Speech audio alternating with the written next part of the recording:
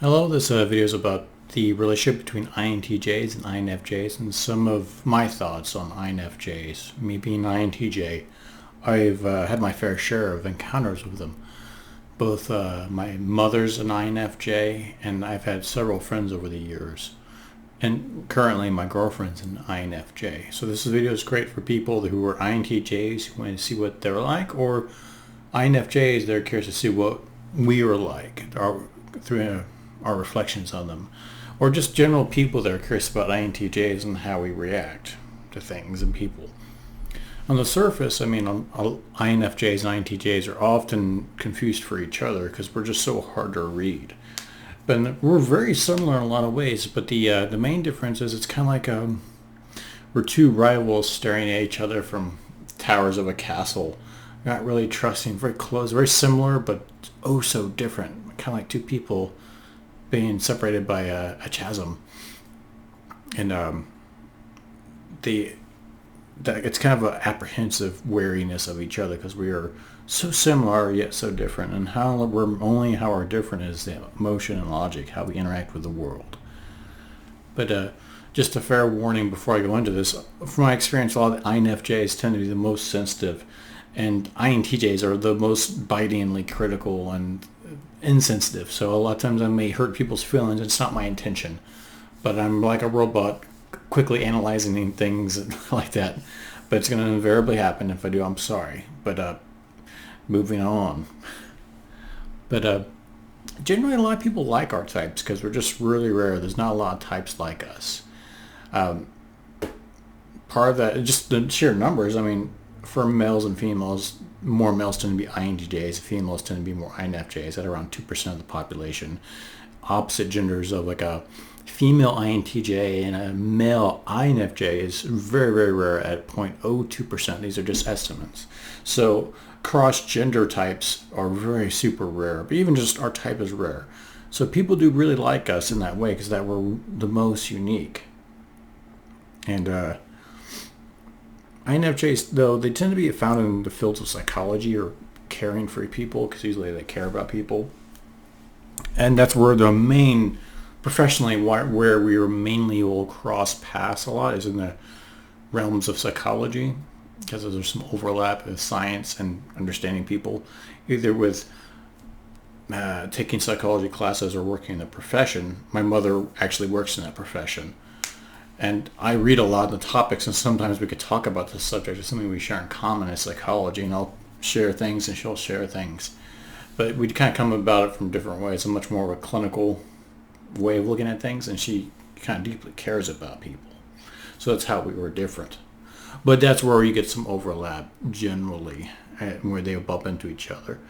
And INFJs are one of the few types that will actually know about Myers-Briggs typically before others. And INTJs as well. They both tend to be pretty academic.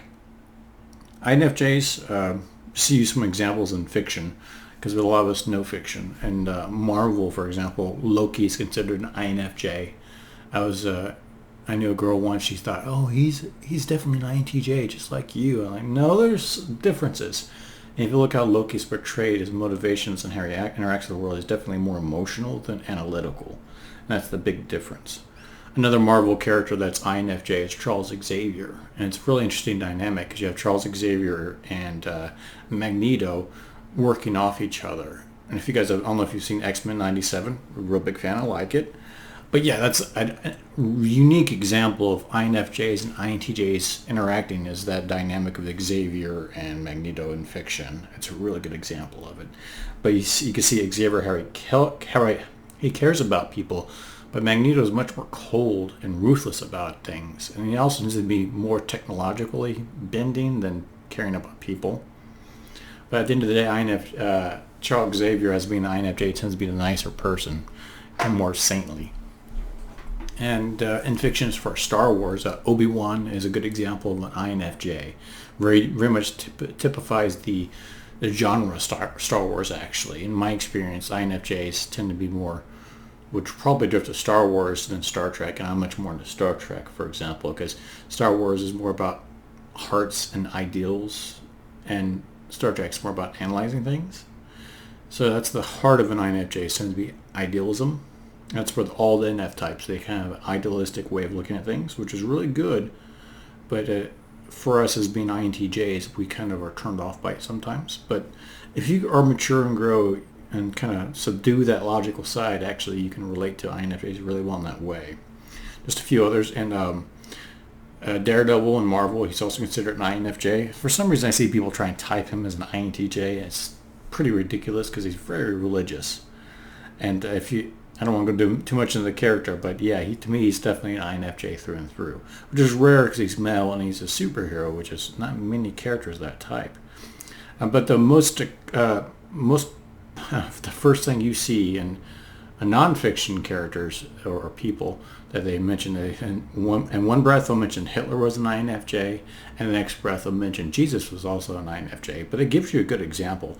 Like, I'm not religious, but Jesus in the Bible, he's very much that what you think is an INFJ, very critical, has an idealism, kind of introverted, and he cares about people, but he's kind of very particular about the way things are. But it's interesting. Hitler, on the other hand, he's a case. I've read a lot about him. There's plenty of videos for that. You could dig into that.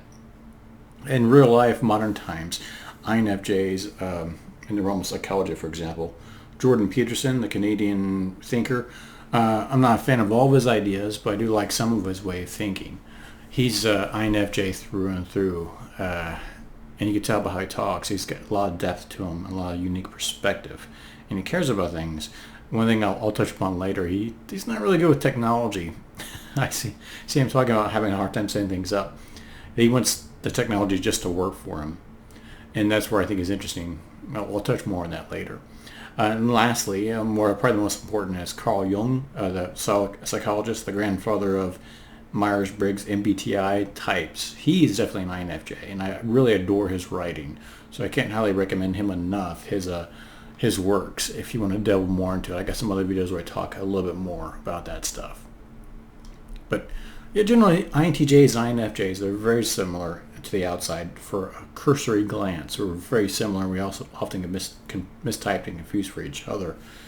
But they're very rare. But one thing, we're very similar. It's interesting we kind of mirror each other in this way. I find that myself, I kind of get stuck in the loop of analytical loop.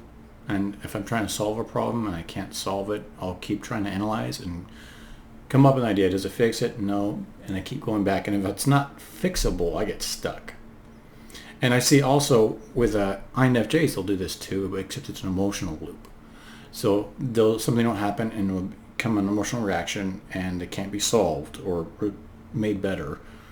And it gets stuck in that loop. But we do the same thing. But I think INFJs tend to be more prone to this because it's not analytical, is much more suited to fixing things.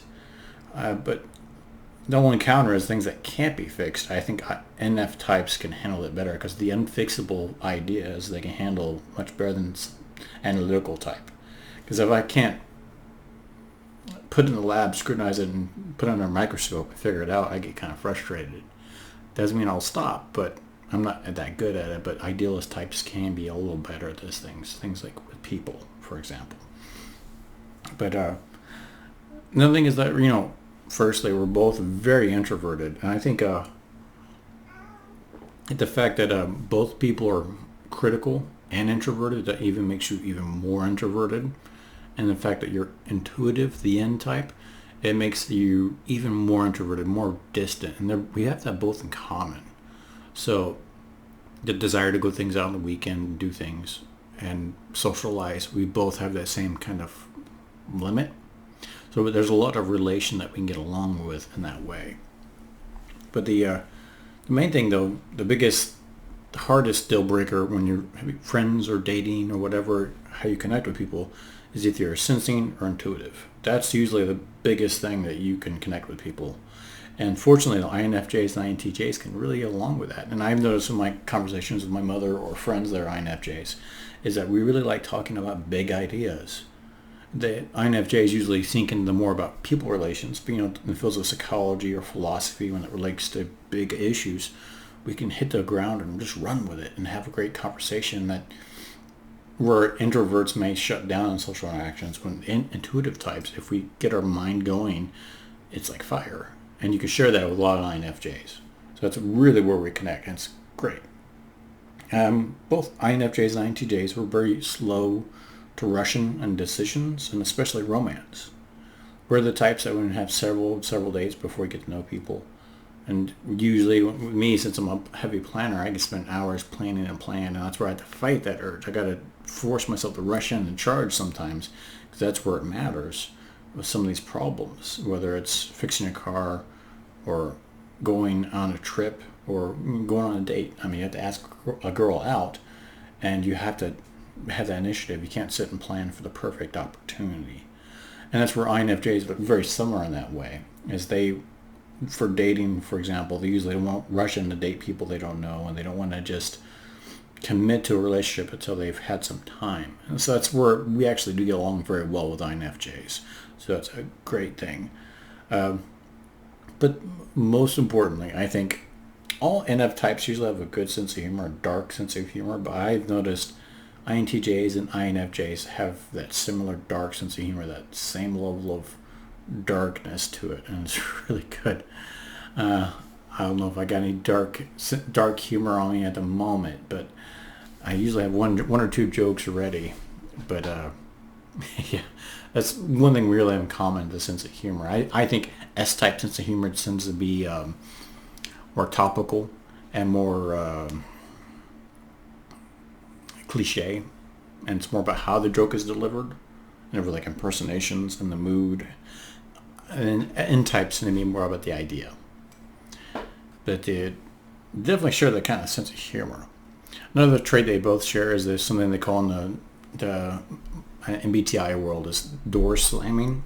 It's like when someone has upset you, or you figured out the kind of person they are, you just shut the door on them, and that's it. You don't talk to them, you don't message them, you're done with them. And that's something that INTJs and INFJs both share in common. Just something I've noticed. Where are my own notes? But I mean, the main difference between INTJs and INFJs is emotion. And to me, I like to call it, it's kind of like it's a currency. If I'm interested in something, I give it my currency to buy it. Or if I want something, I get currency in exchange. I take it in. To me, my currency is logic. So if I'm interested in something, I give logic. And if I expect the logic to come back. And with idealists or INFJs, they expect emotion. And that's one thing I've noticed with my mother growing up, is that something would happen and she would always expect an emotional response. And with me, I had a hard time doing that. Like something good would happen and I would just be stoically, it is what it is. And she would get upset with me. And it's like, why aren't you excited for this? It's just, I'm not like that. So that's one thing. I think it's really hard for both types to step outside that. And as I've grown, I've learned when emotional people, you gotta give them emotion sometimes. And the problem with INFJs is they can sniff out fake emotion, so it has to be sincere. But that's where I think both types make the concession, is that when they interact, sometimes you gotta give the other person what they're expecting. But to realize it's kind of like a currency exchange when you interact with each other will help a long ways. Another thing is INFJs, how we're very different is that the extreme dynamic at both extremes, almost polar opposites in this way, is that INTJs are the most callous, insensitive types, and INFJs are the most sensitive. So if you're spending time around them, you can accidentally hurt their feelings a lot of times. And growing up, I'm thankful with my mother being INFJ, it made me a lot more sensitive and a little slower. Eventually, as I got older, I kind of learned how to be sympathetic and say the right thing, and maybe not try to fix a thing analytically and solve it, and just listen. But that's just how we're different, and it's just something we have to learn how to get used to each other.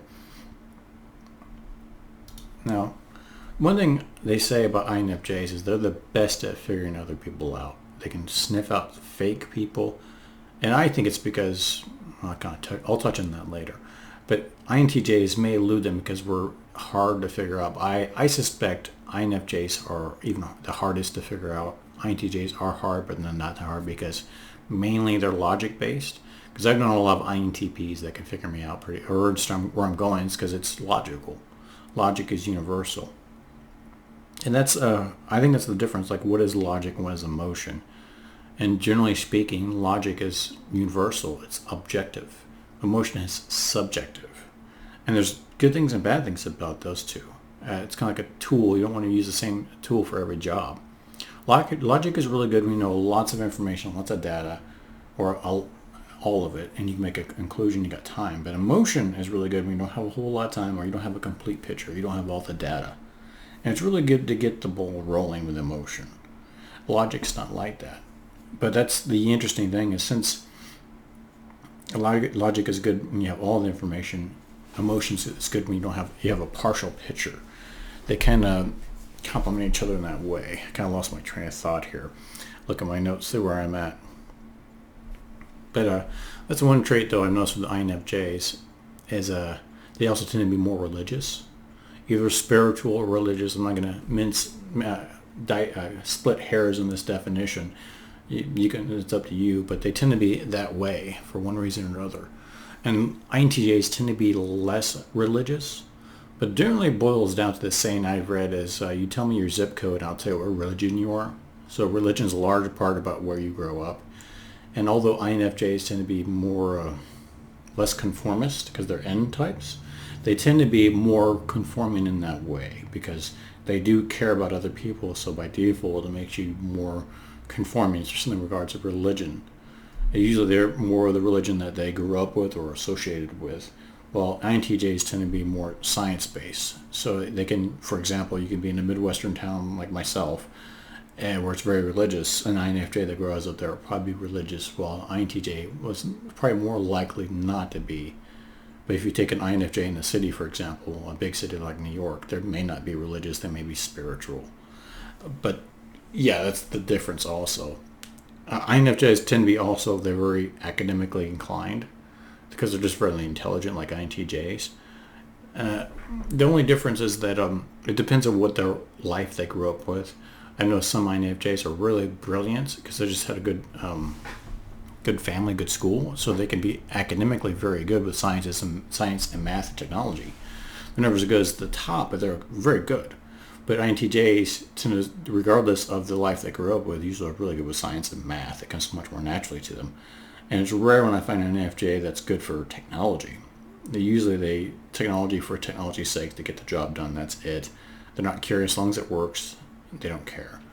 INTJs are just curious about that technology, how things work. So usually they are much better about technology. I remember seeing Jordan Peterson having technical problems. And my mom is terrible with technology. My girlfriend, on the other hand, she's actually really good with tech. So there's a lot of variation of range, but that's the general thing. It's just INFJs care about people and INTJs care about things, which is more of a masculine thing versus feminine. Yeah, I think there's psychology tests where they've had children and put them in a room with toys, and girls usually are drawn to characters like dolls, and boys are drawn to balls and things. But it's just kind of universal. But yeah, where was I at? Oh, I was on a roll, then I lost it. That's why I look at my notes. Yeah, but that's religion there. But religion's one of those things, is that it's really good for things. The two questions is like, why are we here, and what happens when you die? And those two things, something that science really can't get a purchase on the answer, because there's just not enough facts. We don't know. And that's where idealism comes in handy. That's why they tend to be more religious. That religions are better at handling those questions than science ever will be. To me, I'm just not curious about those things that much. But I do like philosophy in that way. But another implication I think is interesting in our society. True that INTJs are very valued for our ability for science and technology, but our analytical abilities, but with growing effects of AI, artificial intelligence, just like many jobs are being eliminated because AI can do them, ultimately AI may someday be able to replace our analytical abilities. And then this might be a weird period in history from the 1800s, modern science and tech was developed until now, where we get replaced by machines that do that for us, where INTJs are very valuable to society, and before and after, we're not. If you look at really ancient history, a lot of INTJs aren't very relevant, generally. It's just the rise of modernity and the consequence of modern society, the technological age that we're in. AI could do all this analytical ability for us, where it can say, I want a program that does this, and it just automatically generates it for us, where you don't even need an INTJ type to do it. And that could give an idealist, an INFJ type, much more room in society to grow, I think. So it's an interesting implication, I wonder. Maybe INTJs are an endangered species. But that's another irony too, I think, about INFJs I've noticed, is they really care about people, but they want to keep them at arm's length. And they care about individuals, they love them, but that's the weird dichotomy, is that they're interested about people, they're very curious, they care about them, but they want them to be left alone. INTJs, we don't care about people. And it's that INFJs always they care about people, but they're always trying to push them out. INTJs just push them out. That's it. That's the irony of it. I think it's funny because I notice more than a few INFJs, they're just, God, I can't stand people. I'm like, well, just don't ever call them. Don't go out, don't talk to them, and be rude to them. And I'll be rude to people, and INFJs will just marvel at that. It's like, how could you? Well, I'm just being myself because I don't care. And that's something that's interesting. Where INTJs are brave in that way that INFJs could never be, to be kind of mean to people. That they secretly want to be mean, but they can't because they care too much about them. But that's a whole nother video right there, how to be mean to people. Okay, romance. Now, I think we're a pretty good fit, INTJs and INFJs in general. As a rule of thumb, if you're curious about your type, just take all the letters, take the opposite, but keep the N or S type the same. So if you're intuitive, date another intuitive at the very least, because it's so much better. It's a struggle if it's an S type. It's not impossible, but it won't work. But if so you want them to the opposite letters mean they complement your strengths. And so INFJs and INTJs work really well together in romantic areas, but there are some problems, and the main thing is that they're both introverted, and how that works is, you may never ask each other out if you're both introverted, but if you're in a relationship, sometimes you see that both people are introverted, is both go to their separate corners. Either one of them gets their feelings hurt or something happens, they go to their corners, they just don't talk. Or even as time goes on, nothing happens, they just feel comfortable being by themselves, and then you don't talk. And I always tell people when they're both introverts is you got to schedule a time. Like on Sundays we talk and say how we're doing, check up. We're going to eat dinner together every day and check up on how we're doing and ask you. You have to make it purposeful, because you don't always want to default into that being introverted. I'm going to do my own thing all the time. And you always got to have it there for you. But you just don't want to make it your default.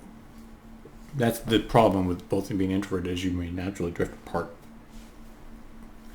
That's one thing also that we're really good is that INTJs are really good at planning, and INFJs may have a hard time. So INFJs have this idealism about how they want things to be, either in the world or in the house or decorations, and they just can't make it happen, or there's just too much chaos going on in the world. But INTJs are very good about scheduling, planning, making an idea a reality. So that's where we really complement each other. One thing I've noticed about INFJs is they can jump to conclusions.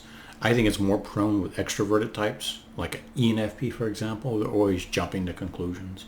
And that can be kind of hard in a relationship, because you might say one thing, you're just musing, thinking out loud, and the other person thinks, oh, it's concrete, that's what's happening. And I notice a lot of times in my interactions with INFJs, with my girlfriend and my mom and my friends, I'll just say, I was thinking it'd be great to have a cheeseburger tonight. And then an hour later, they're getting ready to go get a cheeseburger. And I thought that was the plan. No, I was just thinking about it. I was considering it. I said it out loud because I wanted your opinion. But it's not set in stone. We don't have to do that. So that's one thing where you kind of problems in a romantic relationship, or even any kind of interaction with INFJs. But I think it's true with any NF types, but especially more extroverted types. But that's part of it too. Is I think the INFJs. I know also they have this thing called I like to call it the grass is greener on the other side way of thinking, and part of that's kind of I think it's caused by detachment of understanding the world that they live in. I think S types are better at figuring this stuff out, but being an analytical type, I can kind of sum the world up like our situation up really well. And S types, or not S types, NF types always think, I'm not happy here, where could I be happy everywhere else? And they usually have that, INFJs have that wanderlust. They want to travel a lot and see the world, and they just think they would be happier somewhere else. And I'm thinking, it's not going to be really that different here. You're just not familiar with what the problems are. It's kind of like in a book I read, in the book Lonesome Dove. There's a character, she was an INFJ, and she wanted to get away from that town she was in. And I'm thinking, well, yeah, every town has its problems, and it's more about at least you know the problems that are here, and you don't know the problems in that new place because you're not there. So it's even worse. You're unfamiliar with these problems, and why you're really unhappy is probably more how you're framing the situation that you're in than just relocating yourself. That's more of the argument for another day about how to look at things and traveling the world and stuff. But that's one thing I noticed. INFJs tend to have a desire to travel, which is unique to them being introverts. But it's interesting because that gets me going out. So I kind of like that. Gets me to consider traveling, which I think I'm very pragmatic and boring in that way. I think the biggest thing that a romantic interaction with INTJs and INFJs, where they have the hardest problem, like I said before, is that INTJs are most callous and sensitive types just because we're kind of dumb in that way, and INFJs are the most sensitive. So it's not hard to kind of hurt people's feelings. And that's where maturity comes in on both types.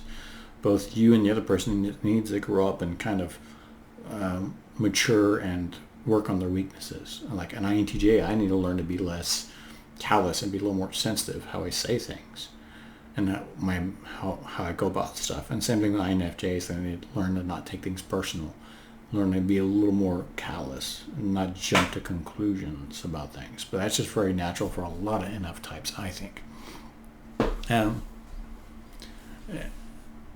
Kind of I mentioned before is like INFJs can have an emotional view of the world that's not tethered to reality, and that's where they can float, and it's become really the best ideas, but also kind of causes them problems about how they see the world. And I think INTJs have the same problem, as we mirror them in that way. As INTJs will have these really cool plans, these complicated plans, and we never really make them happen. And the moment something happens, the world or the plan has to change. So I think INTJs get really addicted to this planning phase, and instead of making it actually happen. I find myself over and over again, the joy of planning and scheduling and all that, and I don't get anything done. But I think INFJs are very, very similar in that way, as they have all these dreams that never come, or they spin their wheels in an emotional way, part of that NF loop or that logic loop I spoke about earlier. Yeah, that's where they can be unanchored reality, and INTJs can be that way. And to me, I find myself, for example, like conspiracy theories, I don't really like them, but one I do like is UFOs. I'm just interested in it. I may do a video on it someday if you guys are interested. But yeah, UFOs, since it's one of those things we have next to no information on, but it's very interesting, and I spin all day about what's going on because I just don't have enough information. And that's where I got to step out and make it. My conclusion is I just don't have enough information.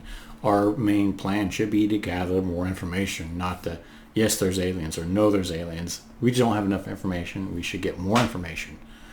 That's it. And I got to step away from the topic because I can keep ruminating and researching, and it's not good. And I think INFJs are the same in that way, just more about emotions and people.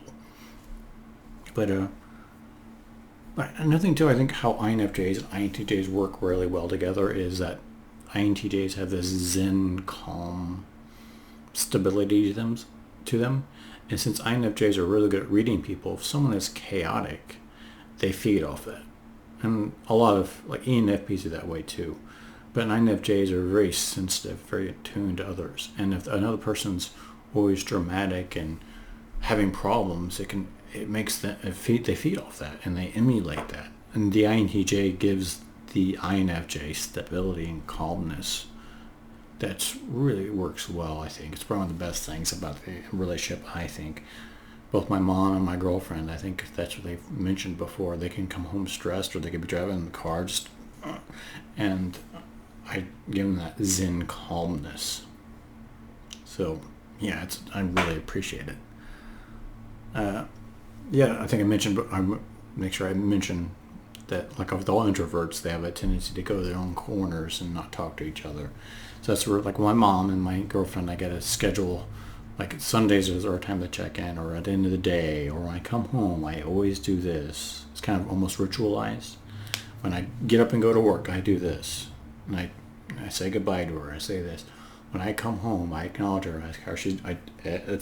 It works. It's very good for both partners, I think. Yeah, I think I talked about maturity. I think the interesting dynamic too is INTJs tend to reject anything that's not logic based, and INFJs tend to lack anything that's not emotional based, and it's kind of like gaslighting in a sense. And I've noticed that INFJs will think they're being kind of led by the nose if just you're not if you're being too perfectly logical and reasoning, they think you're being callous. It's like if you're being a hard to read robot, you're dealing with an INFJ, they think you're being that way because you're being mean or rude. So that's where you want to be more open and put your cards on the table, and if you do have them, or if you just like not emotionally neutral, just say that. Come out and literally say it, because you want to declare it so that the person doesn't assume you're being that way. So if you come home, for example, and you're just very quiet, and you want to say, oh, you just tell her, I'm in a very reflective mood. It's nothing. I'm not in a bad mood. I'm just thinking about ideas. That way, they don't take it personal. It helps. Just the last section is just general observations about INFJs. I think are interesting. I've noticed a lot of INFJs mistype as INTJs. I've noticed that a lot. Like when I talk to my mom, she says, she reads the description of the type. She's like, I'm obviously an INTJ. I'm like, no, you're not, Mom. You're obviously very emotional. And plus she's terrible with technology. But yeah, I think that's what it is. A lot of INFJs and INTJs are very, very similar. But I think society puts a lot of pressure on people to be logical and be analytical, be rewarded both in professions and academia. So most people, even though they're emotional, they still can think they're INTJs, or they might answer the questions in a way that would be an INTJ. The question would say, oh, you're very logical, aren't you? And like, I should be. And they'll mark it. Although if you ask their friends, they'll say, oh, Jill is definitely not logical. She's definitely emotional. But I've noticed most types, if they mistype as an INTJ, a lot of times they may be INFJs. It's pretty common. But I even, like a few guys I've known that are INFJs, they say, oh, I'm on the border of INTJ and INFJ. Well, it's like, yeah, because society puts pressure on a guy because you've got to be able to get a decent job, and most jobs aren't going to be rewarding you if you're emotional. They're going to reward you if you're logical. So they've kind of conformed to what society is. Now, if you're an INFJ guy right now, you probably got offended. I apologize. I don't know if it's you, but the ones I've known. But an interesting little tangent, I thought, is computers, for example, AI. They don't really do emotion. They understand logic very well, but they never understand emotions. The only thing they can really relates to that they do recently is something they call hallucinations in AI. It's where you ask it a question and it just gives you a random answer. They call them hallucinations, and it doesn't make any sense. But I mean, to me, that's what emotions are. I think it's an interesting thing, and maybe as time goes on, we'll see more AI programs. They'll have more emotional way of doing things, and it could be something like an hallucination, what they call aberrations in their programming.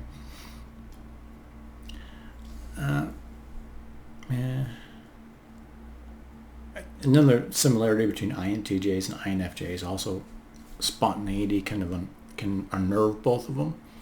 I've noticed the INFJs, just like there's someone drops by unannounced, they can be kind of irritated by it. Same thing with INTJs. INFJs are very similar that way.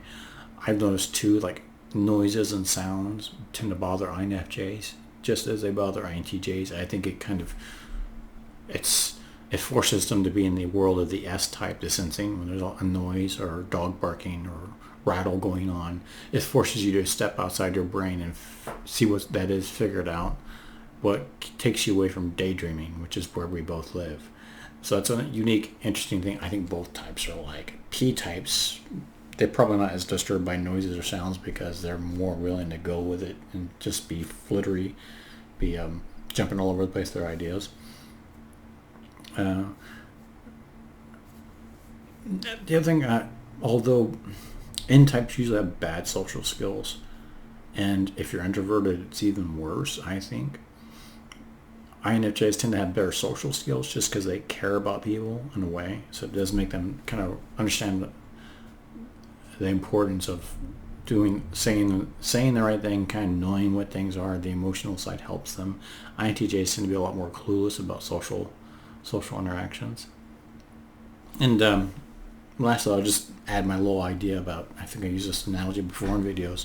It's kind of like there's a city, and then the city, the Myers-Briggs types.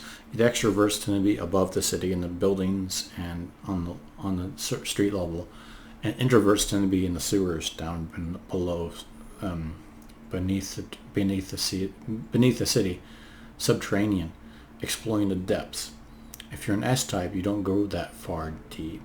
But if you're an N-type, you go even further. And if you're a J-type, you go further still. So, but if you're a P-type, you just kind of go down the tunnel and you get lost. You never go that far deep because you just get distracted by the different directions and you backtrack. So if you're introverted, intuitive, and J, you tend to be the deepest of the deep. So that question I'd ask is like, which would be deeper, someone with an F or a T? And I'm not sure. I think INFJs, they may sputter and spin their wheels more when they go deeper. But INTJs, if they're focused, if they want to go deeper, they will. But they're both pretty deep. They may find themselves in the same location down beneath the city. All these other extroverted types being above, maybe we may poke our heads up like moles or groundhog every once in a while. We may puzzle them and amaze them with our peculiarities, our poor vision, and that's atrophied in the dark, and our superior sensing and our digging abilities is so alien to them, but they're puzzled by it, they're intrigued by our differences, and then at the end of the day, INTJs are more like INFJs than those city dwellers ever will be. So that's the difference, is that although our emotions and logic make us very different, there's a chasm that's between us. We're still very close together because of our traits. We may find ourselves together in a subterranean cave, stumbling on each other unexpectedly. So that just about concludes it. I'm sure I've forgotten some things, even though I got notes. But if you have any questions, you can type them in and I'll respond to them. Do my best. I'm just a regular guy, no one special. I'm not an expert on these things, just my opinions. But if you guys want, maybe we can do a Q&A with my girlfriend on the video if you want, and you guys can have some questions and we can answer them like that. Or if you have any other topics you want me to explore in this, or any unrelated topics, you can put comment or anywhere, and I'll consider it. I'll make a video. I'm not sure what the next video will make, but it might be something a little more different than this. But yeah, hope this answered your questions or kind of illuminated some things about INTJs or the interaction between the two of us. Until next time, take care. Bye.